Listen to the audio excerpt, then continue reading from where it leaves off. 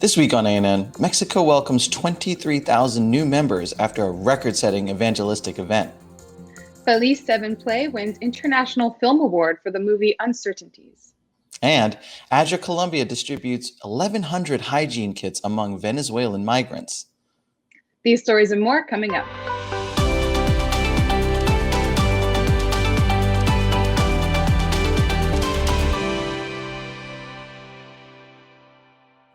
Thank you so much for joining us this week. First in the news, Seventh-day Adventists in Mexico are celebrating the more than 23,000 people who joined the church after a coordinated evangelistic event across the nation. The event was held from June 12 through 19. The special week of reaping crowned months of evangelistic initiatives across the 5 unions or major church regions in Mexico. The guest speaker for the closing week of evangelism was Alejandro Bullón, who delivered a spiritual message online every evening from Brazil. Under the theme Hope Beyond Uncertainty, Bullón's messages reached an average of 280,000 people each evening. The comprehensive effort was coordinated from the city of Mérida, where leaders of the Southeast Mexican Union led the rest of the church regions in Mexico in facilitating the landmark initiative. Spokesperson for the Adventist Church in Mexico and president of the Chiapas Mexican Union, Ignacio Navarro, said the comprehensive evangelistic endeavors among the 5 major church regions took them to another level of outreach. During the months preceding the special closing week, several programs helped people draw closer to God. Initiatives included I Want to Live Healthy, which for 8 weeks led hundreds of people to acquire healthy living habits to enjoy a more productive and happy life. At the same time, a health marathon connected hundreds more on the first Sunday of every month and attracted other interests through online outlets and platforms. Online platform esperanzamexico.com sought to provide answers to people going through pain and sorrow, partly caused by the ongoing COVID pandemic. Thousands of people registered to participate in the week of meetings focusing on hope. Local TV networks in Puebla, Veracruz, Hidalgo, Tlaxcala, and Tabasco agreed to broadcast the series. In addition, several local radio stations shared Bullón's nightly messages, which helped increase their reach in areas with limited internet. The Hope Beyond Uncertainty series sought to heal the wounds of human hearts, providing emotional, spiritual, and mental health restoration. More than 5,000 people were baptized during the week of meetings, which added to the more than 17,000 people baptized across Mexico in the previous weeks. Church leaders expect thousands more across the country will be baptized in the next few weeks. The feature film Uncertainties, produced by the video platform Felix 7 Play, was awarded in the category of Best Foreign Film during this year's International Christian Visual Media Crown Awards, or ICVM, held on June 23 in the United States. The ceremony took place during one of the world's largest Christian media events, the National Religious Broadcasters Convention. ICVM was created in the 1970s to celebrate film and the work of filmmakers with the aim of encouraging and inspiring creativity by presenting examples of excellence in communicating Christian values. Manager of digital strategies for the Adventist Church in South America, Carlos Magalhães, says, this recognition shows that Christians from around the world have understood that films are an important means of sharing the gospel. This result is an achievement for the church, which appears on the scene with other big names as a denomination that makes use of films to lead people to Christ. He also points out that Christian feature films can have several goals, such as focusing on clarifying biblical principles, inspiring behavioral and lifestyle changes, exemplifying the Christian worldview on themes such as suffering, mourning, and death, and can also be evangelistic. The film Uncertainties took to the cinematographic narrative to debate about one of the main mental health problems of our time, depression. Alice's story is presented from a perspective faced by people of different age groups and social conditions that brings answers based on a biblical foundation to overcome it. Data from the World Health Organization estimate that in 2017, more than 260 million people dealt with the disease worldwide. That number has increased, however, mainly due to the coronavirus pandemic. According to Magalhães, Christian films show the worldview or the way that Christianity understands and interprets the dilemmas of human life. They represent these real-life dilemmas, always proposing a solution or explanation based on the teachings of the Bible. For more information, you can visit felix7play.com or uncertaintyproject.org to watch the film in multiple languages. Minha mente e o meu coração estão numa batalha constante.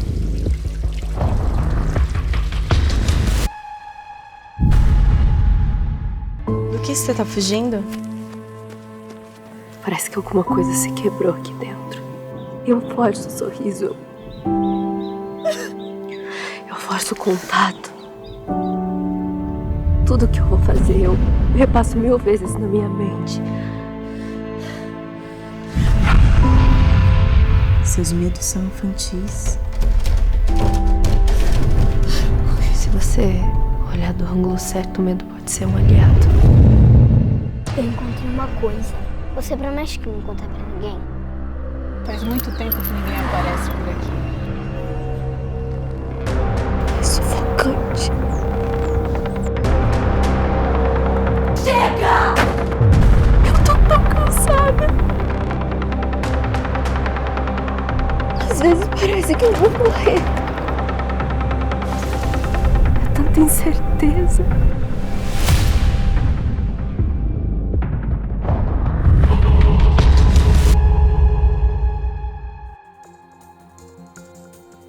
Under its motto, Justice, Compassion, and Love, the Adventist Development and Relief Agency, or Adra, in Colombia, recently distributed 1,100 hygiene kits among Venezuelan migrants in the northern town of Arequipa. The kits distributed by Adra's workers and volunteers will benefit families who were displaced after conflicts broke out in the area and arrived in the 43,000 resident border city looking for shelter. According to Adra Colombia Country Director Yair Flores, the displaced migrants have been accommodated in several local government shelters across the city. The kits included toothbrushes for adults and children, toothpaste, deodorant, and bath soap. They also included a comb, laundry soap, sanitary pads, and diapers. Flores explained that the initiative was funded thanks to a partnership between various regional offices, including Adra International, that assigned $10,000 to the project. For its part, Adra Inter-America added $7,000, and the North Columbia Union Conference sent another $3,000 to fund the initiative. The team traveled to Arequipa to support local lay church members and volunteers in the distribution of the kits to the families in need. It is not the first time that Adra Colombia has stepped up to assist migrants arriving in Colombia from Venezuela. Since 2018, the agency has been working in different projects to cover for the displaced people's basic needs. According to government statistics, by the end of 2020, there were more than 1.7 million Venezuelans displaced living in Colombia, something that presents officers and humanitarian agencies with significant logistical and financial challenges. Flores said, Adra is always ready to assist others when there is a need due to natural disasters or other crises. Many of these initiatives are accomplished thanks to partnerships and the loyalty of many anonymous supporters. From January to March this year, the country of Slovakia has witnessed its most COVID-19 cases, with nearly 100 new deaths daily, according to Worldometer, a real-time world statistics database. The most vulnerable impacted are the elderly, with whom the Adventist Development and Relief Agency, or ADRA, has been aiding. The death toll has been decreasing according to local reports, but older adults, people without homes, marginalized communities, and people with disabilities remain heavily impacted due to the lack of access to COVID-19 resources. ADRA Country Director for Slovakia, Stanislav Bielik, says many people, including the marginalized Roma and homeless communities, are not aware of the facts about COVID-19 preventative measures, and there is a fear that by the autumn months, the country may be hit by another wave of the COVID-19. To minimize the number of coronavirus cases, we want to ensure the most vulnerable are protected and that their well-being is intact to prevent them from getting this deadly virus. Roma communities often live in overcrowded, substandard shelters, and people who are homeless have not benefited from the same access to healthcare, hygiene information, and COVID-19 related resources as the rest of the Slovakian population. Additionally, the most vulnerable Roma and homeless communities were not receiving access to clean water and financial resources to purchase hand sanitizers and face masks, which makes them at risk to contracting the virus. Health experts agree the only way to fight some of these health issues is to vaccinate the majority of a population and follow safety protocols. Unfortunately, those who are homeless, elderly, or with disabilities can't come to health clinics to get tested or vaccinated for COVID-19 due to lack of transportation. For that reason, Adra, Slovakia decided a mobile bus was the answer and decided to go to the people who needed them. The bus was donated by a local bus company, which Adra refurbished and equipped with technical control systems, a kitchenette, and eating space for the medical and logistics team. The refurbished bus also includes a shower, a unit for the vaccination team, and an examination room that will be stocked with the defibrillator, stretcher, wheelchair, oxygen device, and first aid kit. Through the mobile bus, Adra will be able to reach approximately 20,000 people in several Slovak regions to help them understand what COVID-19 is. A licensed and certified medical team traveling with the bus will help communities make informed choices about being vaccinated. Coming up, the Samoa mission reaches thousands with online radio. But up next, Portugal celebrates 20 years under religious liberty law.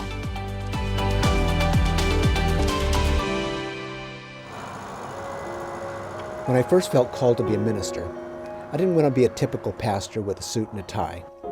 One of the things I appreciated most about Christ was his ability to defy convention. Once, when I moved away from a place where I was pastoring, one of my friends said, "We're going to miss you. You're so unusual." I take that as a compliment. I'm someone who likes a challenge. I love to test my limits. I've been running for more than 35 years, most days of the week. I love to run, especially in nature. It's time alone with God where I can recharge. I run first thing in the morning so I can prepare emotionally and spiritually for whatever I might experience that day. I find my greatest fulfillment in relating to people who aren't Adventist or even Christian. We have to meet people where they are. That's what Jesus did, and it's still our responsibility today. I have friends who are Christians and atheists, gay and straight, old and young, of all races and ethnicities. I'm a biker, a runner, and a pastor. I'm extremely blessed. My name is Stephen Chavez, and this is my whole life.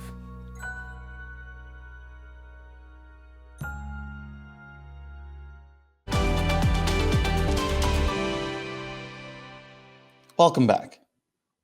In Portugal, church and state have been separated by law since 1911. It was not until 2001, however, that the state legally recognized full religious liberty rights. Since that time, with the approval of the religious liberty law, citizens and communities have enjoyed an open and tolerant legal frame to live, practice, and share their beliefs. Celebrating the 20th anniversary of this law, the Portuguese Religious Liberty Commission, an official entity that defends and upholds the law content, and the High Commissariat for Migrations, a governmental agency that promotes intercultural and interreligious dialogue, organized a conference detailing the history, achievements, and the future of religious liberty developments in Portugal. The conference included participation by the President of the Republic of Portugal, Marcelo Rebelo de Sousa, the Minister of State and Presidency of the Council of Ministers, the Minister of Justice, and other official entities, religious leaders, and academic leaders. President Marcelo highlighted the central role of the Constitution and religious laws in Portugal, which separates church and state and respects everyone's individual right to believe or not to believe, to practice their faith, and to share their religious beliefs. He also added that it is important to bring the spirit of religious liberty into practice. He said, "We all should do everything in our power to overcome intolerance, incomprehension, discrimination, and injustice." The Seventh-day Adventist Church in Portugal was represented by the Portuguese Union President, Antonio Amorim, along with several leaders who hold significant administrative positions within the church and who have relationships with the state and local interfaith groups. Religious Liberty Director for the Adventist Church in Inter-Europe, Paulo Macedo, participated in the panel of speakers representing the church. He addressed the opportunities and challenges of religious liberty law in Portugal. Religious freedom is a cornerstone of the Seventh-day Adventist faith and message.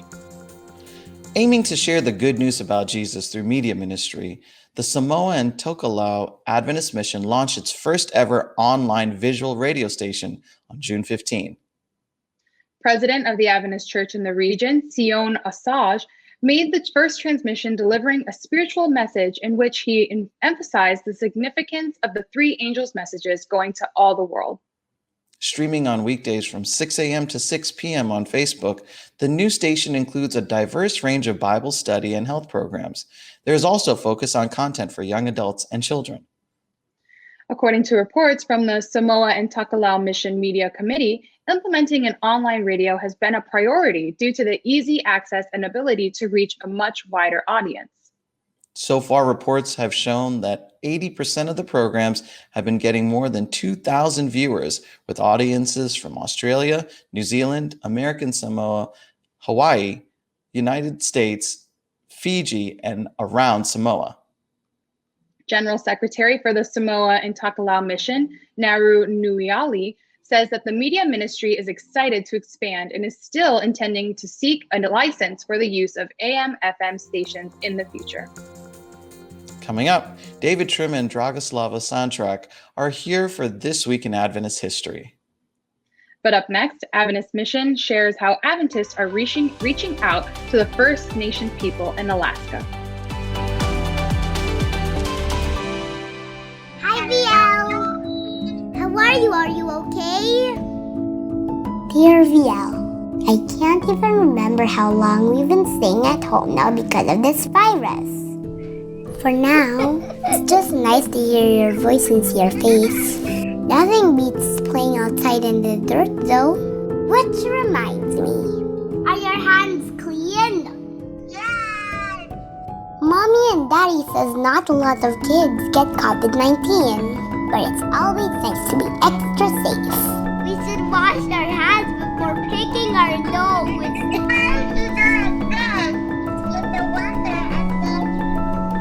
Washing our hands protects us, but it also keeps us from spreading the virus.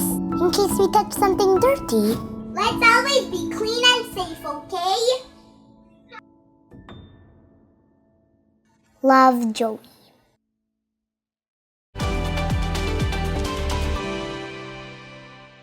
Welcome back. Today, the North American division of the Seventh-day Adventist Church represents more than 1.2 million members, spanning all the way from Bermuda over the mainland to Palau. Adventists in North America are reaching out to Native people groups such as Native Americans, Alaska Natives, and First Nations people in their local communities across the region. Adventist Mission has more. Has God ordained Sunday or Saturday as his day of worship? This question led to the humble beginnings of the Seventh-day Movement in North America in the mid-1800s. At the time, thousands of Christians were searching for greater understanding of biblical prophecy. And there was a group in the northeastern United States that had recognized Saturday, the seventh day, as Sabbath, the day of worship. These two pieces, biblical prophecy and the Sabbath, laid the foundation for the Seventh-day Adventist Church. In 1863, the new Sabbath keepers officially organized into a denomination with 3,500 members worshiping in 125 churches. Today, the North American division of the Seventh-day Adventist Church represents more than 1.2 million members, spanning all the way from Bermuda over the mainland to Palau. There is an incredible amount of diversity in this region, and that requires different approaches to outreach. Church members here minister to their communities in various ways. Many follow Christ's method of ministry, which starts with mingling with people, sympathizing with them, meeting their needs, winning their friendship, and inviting them to follow Christ. Adventists throughout North America are ministering to Native people groups, such as Native Americans, Alaska Natives, and First Nations people wherever they are. In places like Alaska, it can sometimes be quite difficult to reach them. Village life, I would say the one word that comes to mind is very isolated, kind of like a third world country. A lot of kids suffered from alcoholic, abusive parents, which is verbally abusive, sexually abusive, physically abusive, and they found safety in the church. And that's what our mission is essentially providing. They're providing safety for kids that have been trying to survive this drug and alcoholic epidemic that's still clutching its nails into the very fabric of Native Alaskan culture and people. The biggest impact that having day camps in the villages gives is showing them that there is a way out of this cycle. Once there's somebody there to show them, hey, this is what love really is like. Because of the day camps, they're able to get a way out. We have people that can't afford potable water. They come to this facility to get drinking water. Or they've been involved in the food bank program they started here. Our own personal family has been also a recipient of their humanitarian help for our people. Yes, we have an incredible backyard. At the same time, we're definitely a mission field. In northern Canada, the native population, called the First Nations, faces similar struggles as the Alaska Natives. Nunavut is the newest, biggest, and most northerly territory of Canada. It has an immense, sparsely populated area with tundra, rugged mountains, and remote villages that are only accessible by boat or airplane. There is a small group of Seventh-day Adventists in a remote part of Nunavut who have started ministry efforts to reach their neighbors. Your prayers and contributions through the mission offering fuel the work in difficult-to-reach places like this. Like the early days of the Advent movement, we have an opportunity to share a message of hope throughout the North American division. Thank you for supporting the mission work of the Seventh-day Adventist Church.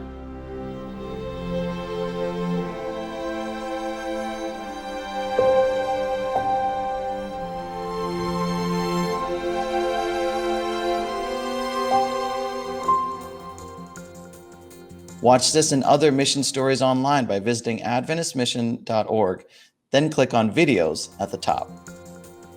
And finally, for today's episode, let's turn to David Trim and Dragoslava Santrak for a look at Adventist history.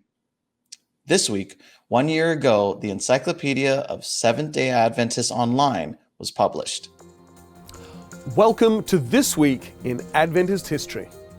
On July 1st, 2020, yes, exactly 1 year ago this week, the Encyclopedia of Seventh-day Adventists Online was published with the launch of the website encyclopedia.adventist.org. I'm the editor of the Encyclopedia of Seventh-day Adventists, and with me this week is Dr. Dragoslava Santrak, who works with me as managing editor of the ESDA. Slava, in the last 12 months, what progress has been made on the largest and most complex reference work in the Church's history? Well, I can't believe a year has passed since the encyclopedia was launched. It's been an incredible and productive year for the ESDA team. We have added nearly 1,000 new articles and 3,000 photographs. Wow. So how many articles are online now and how many historic images? At the moment, there are 2,921 articles and nearly 6,500 images. Give the viewers, please, Slava, some sense of the work we have done in the ESDA team since the launch of encyclopedia.adventist.org. Yes, of course. We receive, review, edit and upload articles, photographs and videos. We continue receiving positive feedback from our readers, often supplying new information or suggesting minor corrections. I would like to use this opportunity to thank our editors, authors, peer reviewers, church administrators, and of course readers worldwide for their continuing support. As well as providing authoritative information and insightful analysis, the ESDA also tells wonderful stories. Slava, share with us a story that's in the encyclopedia and that is from This Week in Adventist History. Yes, the historical nugget for this week is about missionary Johannes Lipke, known as John Lipke, one of the most important Adventist pioneers in Brazil. He was born on June 27, 1875 in Berlin, Germany. As a young man, barely 20 years old, Lipke decided to become a missionary. First, he went to the United States to study theology at Battle Creek College.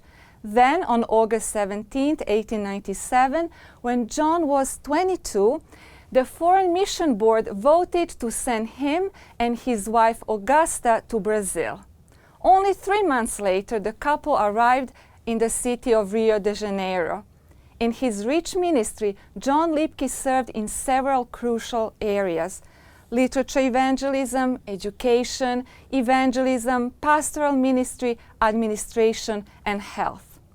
He helped establish and was the first president of what is known today as Latin American Adventist Theological Seminary, or UNASP, in Sao Paulo.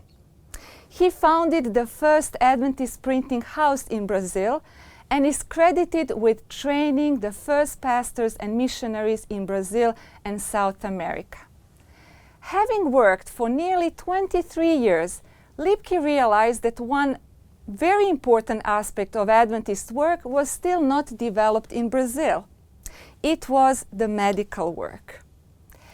When no one else could go to America to obtain medical training, Lipke went to the College of Medical Evangelists in Loma Linda, California. He stayed there for 6 years, paying his school fees as a colporteur. Graduating with a medical degree in 1925, now aged 50, Lipke returned to Brazil and opened a small clinic in Rio de Janeiro, which was the first Adventist clinic in Brazil. The Lipkes served in Brazil for 45 years, which is a remarkable example of commitment to Adventist mission. Amen. Their contribution to building up the church in South America is indeed incalculable. Thank you so much, Dr. Sandtrack. I encourage you to read this entire article about Johannes Lipke in the new Encyclopedia of Seventh-day Adventists at encyclopedia.adventist.org, and also explore the other nearly 3,000 articles and 6,500 photographs. That was This Week in Adventist History. Thanks for watching ANN. Join us next week for more news from the headquarters of the Seventh-day Adventist Church. Did you know the Adventist Church has a YouTube channel where you can watch ANN Video, ANN In Depth, and plenty of other amazing videos on prophecy, health, and Bible study? Just go to YouTube and search for the Adventist Church. Click the subscribe button to make sure you're caught up each week. And remember, leave a comment or a prayer request. We have people who are praying for you 24 hours a day, 7 days a week. Before we say goodbye, here's some good news from the book of Nehemiah, chapter 1, verse 11. The passage says, O Lord, I beseech thee, let now thine ear be attentive to the prayer of thy servant, and to the prayer of thy servants, who desire to fear thy name, and prosper, I pray thee, thy servant this day, and grant him mercy in the sight of this man.